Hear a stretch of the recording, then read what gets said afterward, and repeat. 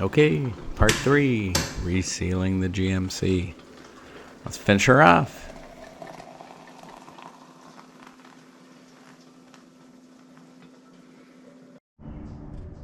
As far as tools, where to start? So, I found this paint at Home Depot. It kind of looked similar, and not too bad. It works.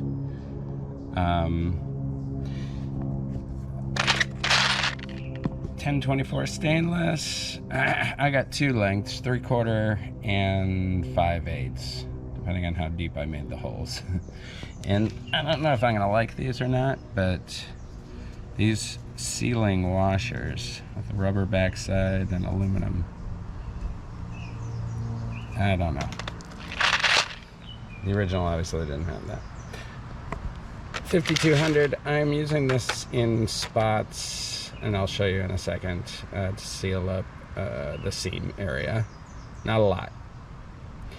And for the few places I talked about where I had to drill a new hole 1/2 inch down from the original, I'm just gonna seal the old hole with Bondo. And I removed the old Zip-D awning rail that was unused because I had to move it, and I patched all those holes with the Bondo filler. First time I've used that. And then after the rail is on here at the top side, I'm using this lap sealant. All right, just getting in here. This will be redone, but this part that's covered here.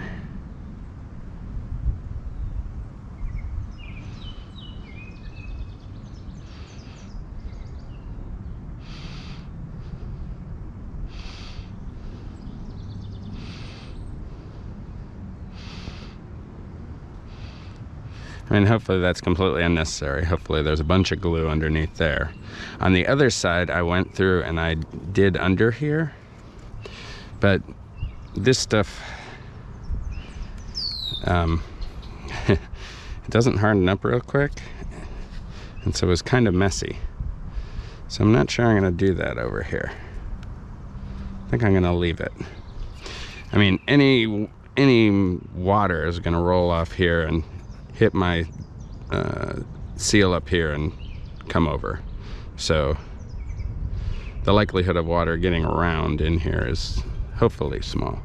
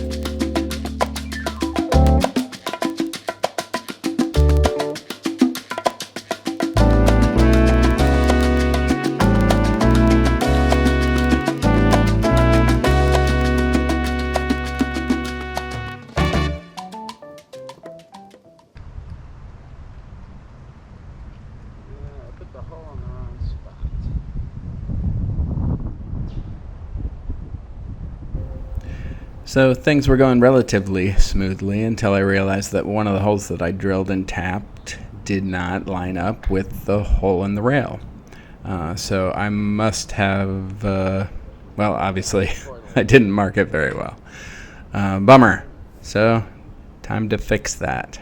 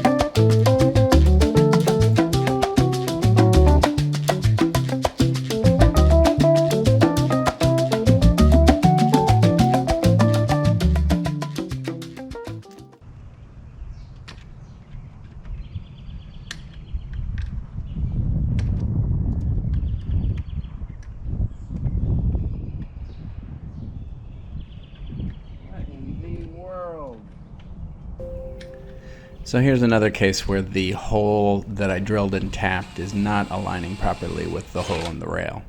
And you see me here trying to dig around with a screwdriver to get them to line up, and they just don't. So I spent a lot of time on this trying to fix it. I think I ended up enlarging the hole in the rail and then filled it a bit. So a lot of extra time spent. And I didn't have this problem on the passenger side. I'm not sure what I did differently. But perhaps in hindsight, if I would do it again, I would put the rail up and I would make sure I got enough of the hole drilled out while the rail was still there before taking the rail off, drilling more, and then tapping. Or I could just leave the rail up and do both drilling and tapping with the rail in place. Not sure if that would cause any problems. Probably not. At least then I wouldn't have this problem where things are not where things are misaligned. Doing some patching here.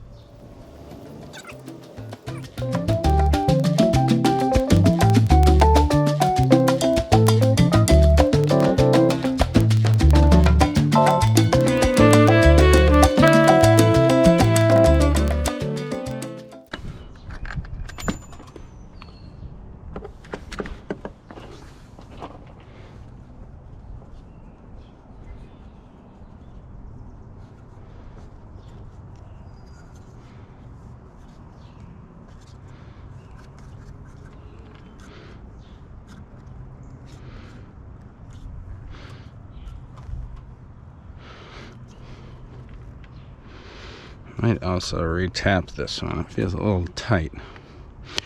Okay. Should we have fun with Bondo?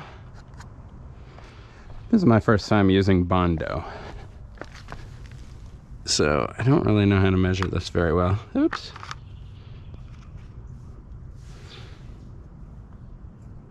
Seems like I'm using too much of this.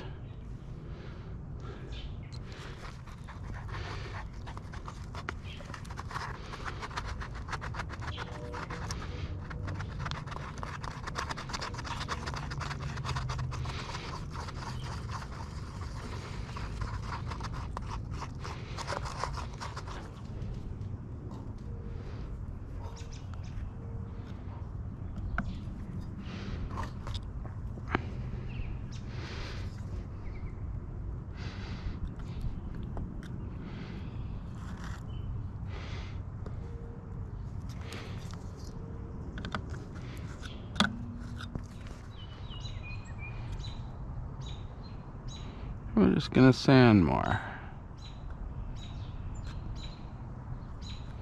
That really doesn't wanna.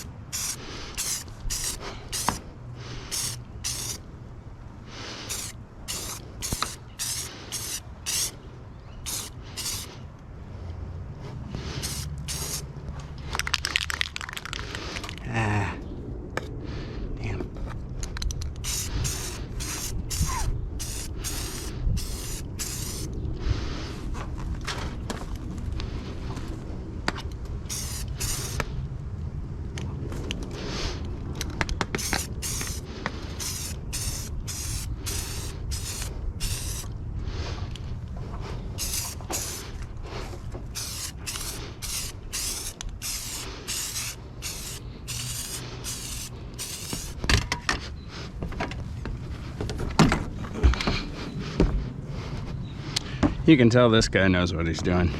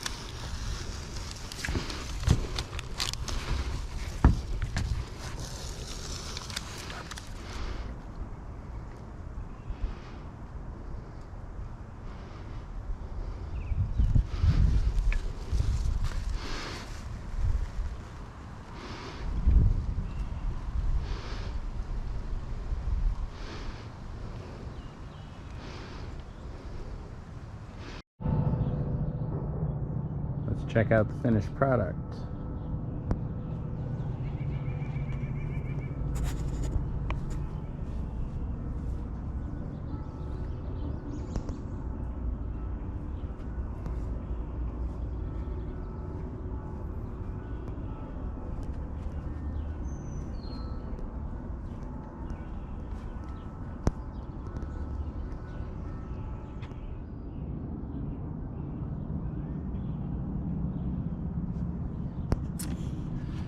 I was gonna remove this. So I took all the screws out, and this thing is fused to the roof. So I decided, let's just seal it. Doesn't look good, but I also thought maybe if I ever need to mount anything up there, I can't imagine what. I got some screws.